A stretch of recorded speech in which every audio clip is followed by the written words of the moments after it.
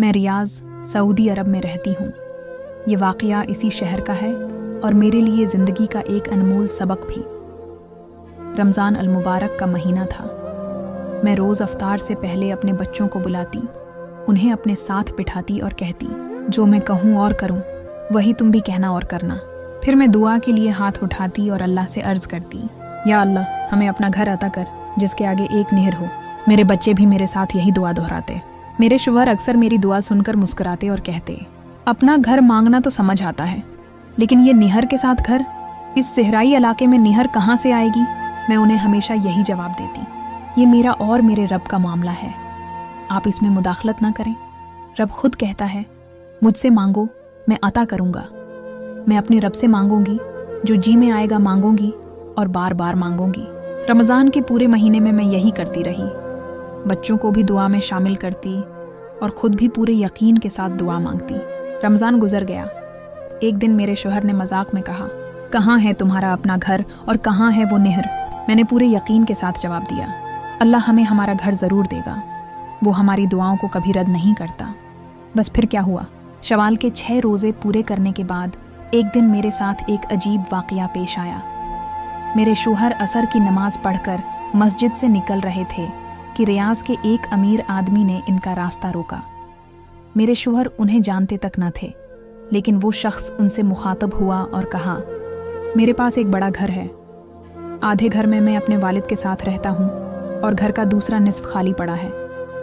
اللہ تعالیٰ نے مجھے اپنے فضل و کرم سے بہت نوازا ہے۔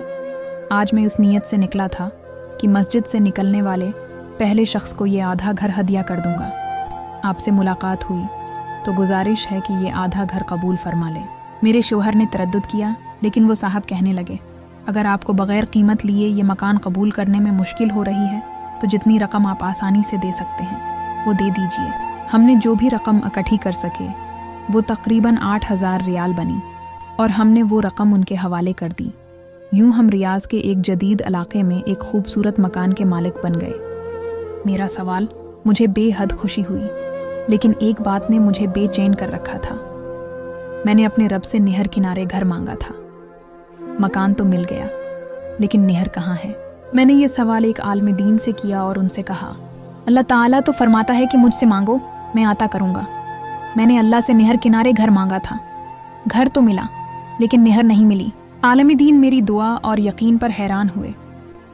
انہوں نے مسکراتے ہوئے پوچھا، اس وقت آپ کے گھر کے سامنے کیا ہے؟ میں نے جواب دیا، ہمارے گھر کے سامنے ایک خوبصورت مسجد ہے۔ یہ سن کر وہ مسکرائے اور فرمایا، یہ نہر ہی تو ہے۔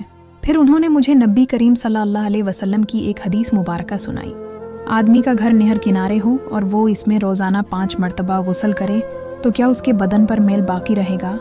صحابہ کرام رضی اللہ عنہم نے جواب دیا، نہیں یا رسول اللہ۔ آپ صلی اللہ علیہ وسلم نے فرمایا، یہی حال 5 نمازوں کا ہے، ان کے ذریعے اللہ تعالیٰ گناہوں کو مٹا ڈالتا ہے۔ یہ سن کر میری آنکھوں سے خوشی اور تشکر کے آنسو بہنے لگے۔ بے شک میرے رب نے میری دعا قبول کر لی تھی، اس نے مجھے نہر کے سامنے گھر عطا کر دیا تھا۔ دیکھا آپ نے، ہمارا رب کبھی ہماری دعاؤں کو رد نہیں کرتا، وہ جانتا ہے کہ کب، کہاں اور کیسے ہماری خواہشات کو پورا کرنا ہے۔ شرط یہ ہے کہ ہم پورے یقین کے ساتھ دعا کریں، صبر کریں اور اپنے رب پر بھروسہ رکھیں۔ جو لوگ اللہ کو پکارتے ہیں وہ کبھی خالی ہاتھ نہیں رہتے۔